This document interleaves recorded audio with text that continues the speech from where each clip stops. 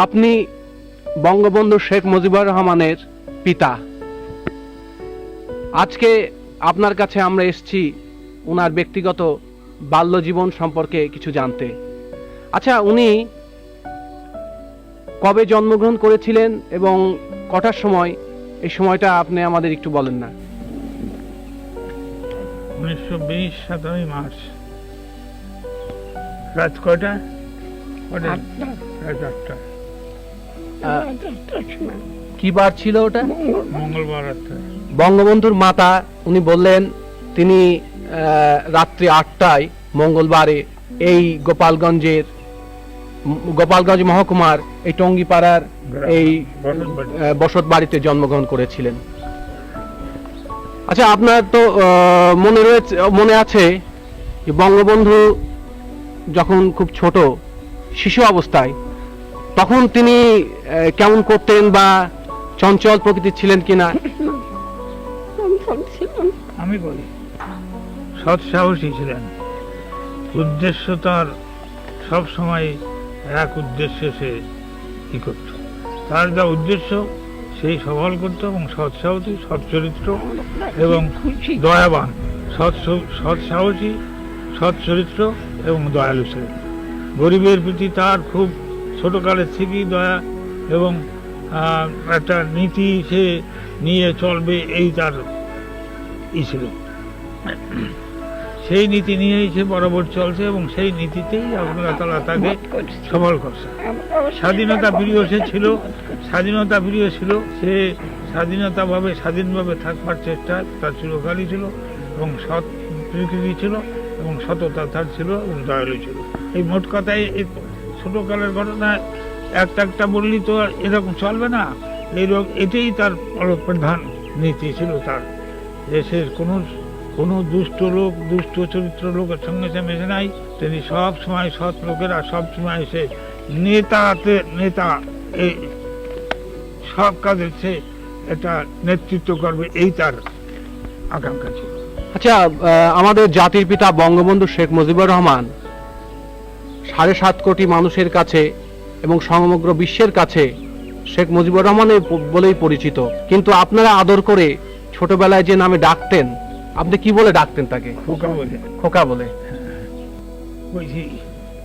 আচ্ছা, কবে বলেছিলেন খোকা? বেশি দিন নাই, কোন সময় আপনি মজিব বলে ডাকেননি? খোকা বলে ডাকছি। এখন মজিব কই, আপনার কাছে মজিব কই, তারে খোকাই কই, সবসময় খোকা। আচ্ছা, ছোটবেলায় উনি আপনার কথা টথা শুনতেন? হ্যাঁ, আমার অভদ্রের কথা আমরা যা কইছি আমি তাই, তাছাড়া অন্য কিছু না। অমতেও কোনো কথা কইনি। সে যা কইছে তাই কি মত করছি এবং মতে রয়েছি। এমন কিছু মত করেনি যে সেটা ভালো না। দেখছি খেয়াল করে যে সে ভালো। আমার বংশে 3 পুরুষের মধ্যে ওই ছেলে আসবে না। 3 পুরুষের মধ্যে এরকম ভালো, এরকম নির্ভীক ছেলে আসেননি। সৎ সাহসী, স্বাধীনতা প্রিয়। আচ্ছা, উনি শুনেছিলাম ছোট নেতা, প্রত্যেক কাজের নেতৃত্ব নেছে। যেখানে যাও, স্কুলে ছাত্রের মধ্যে নেতৃত্ব নেছে। মাস্টার পর্যন্ত লেখাপড়া না শিখে একজন আছে হেডমাস্টার, মিশন স্কুলে পড়তো। মিশন স্কুলে একটা হেডমাস্টার আসলো, সে পড়াতে পারতো না, ভালো লেখাপড়া জানতো না, কিন্তু সে হেডমাস্টার আসলো। তখন তার বদলাতে হবে। প্রত্যেক মিশনের মেম্বারদের কাছে বলে শোনে না, তখন হোল স্কুল সে স্ট্রাইক করায়। হোল স্কুল মানে সমস্ত স্কুল স্ট্রাইক করে দিল। ছাত্ররা সব ছাত্রের নেতৃত্ব নিল, স্ট্রাইক করে তারে সেখান দিয়ে সরাইয়া অন্য মাস্টার।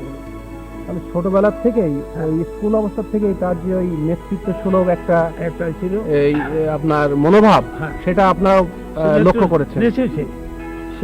বঙ্গবন্ধু শেখ মুজিবুর রহমান মানে আপনাদের খোকা, উনি তো লেখাপড়ায় যতদূর আমরা জানি উনি বেশ বাইরের বই পড়তেন এবং লেখাপড়ায় খুব মনোযোগী ছিলেন।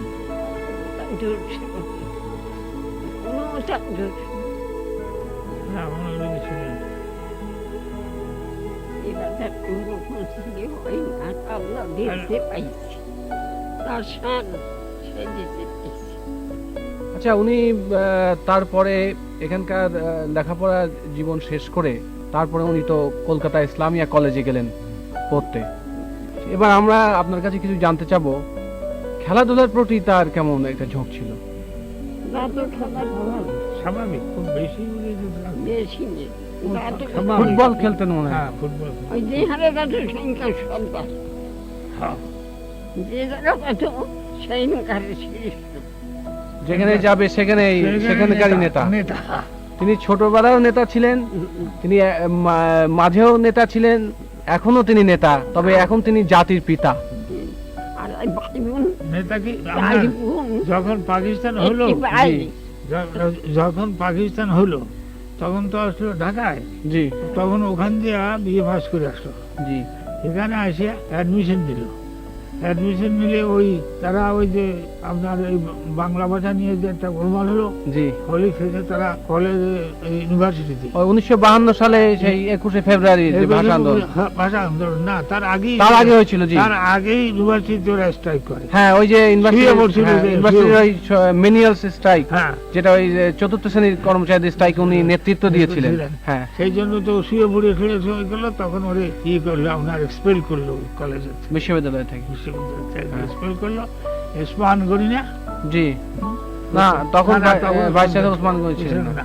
তখন হ্যাঁ। আর একজন কে ছিল? তখন তিনি তাকে ওই যে আপনার মনে আছে নিশ্চয়ই, ওনাকে বলেছিলেন যে তুমি মুচলেখা দাও, হ্যাঁ, তো তিনি বলেছিলেন যে মুচলেখা আমি দেবো না, না, তখন তাকে বহিষ্কার করা হয়, এক্সপেল করা। expel করা হয়। এক্সপেল করার তো রাজনীতি একেবারে জড়ায় এবং গেল। আপনার নিশ্চয়ই মনে আছে ওই কথা বলেছিলেন উনি, হুম। যে আমি বিশ্ববিদ্যালয় থেকে ঠিকই চলে যাচ্ছি, কিন্তু এই বিশ্ববিদ্যালয়ে আমি আবার ফিরে আসবো, তবে ছাত্র হিসাবে নয়। হুম।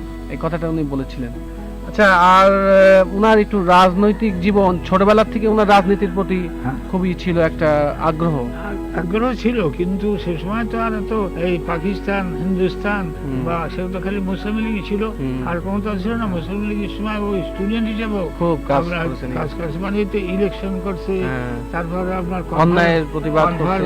কনফারেন্স করছে, তার ওয়াহিদুল জামানের কনফারেন্সে প্রতিবাদ করে। সেই জন্য আবার এই আচ্ছা। হাজতে যায়। হাজতে যায় 18 দিন পরে আমি সেই হিন্দু গির্গির ধরে সেই তারে সারাই করে আনি। আচ্ছা, আরেকটা কথা আমরা অনেক ওনার জীবনীতে পড়েছি, উনি ছোটবেলা থেকে ভীষণ দয়ালু ছিলেন। হ্যাঁ। একবার ওই সেই আপনার গোলার থেকে ধান দিয়ে দিছিলেন, তারপরে ওই শাড়ি, ওই লুঙ্গি দিয়ে দিছিলেন। এটা তো আপনি দুই একটা ঘটনা আমাদের বলেন না। ওই তো ন্যাংটা হয়েছিল, তারে কাপড় দিয়ে চলে আসলো বাড়ি। এটা কিভাবে হয়েছিল? এটা হয়েছিল সেই ছেলেটা আপনার আইএ পাস করছে, জি একজন জজ সাহেবের ছেলে, জি মাদারীপুর বাড়ি। জি তো ওর সঙ্গে তার জানাশোনা ছিল। তো ওর মাথা খারাপ হয়ে যায়, মাথা ওখানে গোপালগঞ্জে আসে। গোপালগঞ্জে আসে, রাস্তা দিয়ে ও ন্যাংটা হয়ে যায়। ওই ওই ওই যে জানাশোনার যাচ্ছে ছেলেটা জি আইএ পাস করে। তারপরে ওর সাথে দেখা, ও রসরঞ্জন বাবু হেডমাস্টার মাস্টারের কাছে পড়তো, সেদিন যে পড়িয়া ও আসছে, ওর সাথে পথে দেখা। ও করছে, ভাই তোর কাবুরান আমার দে, আমার কান কাবুর দে।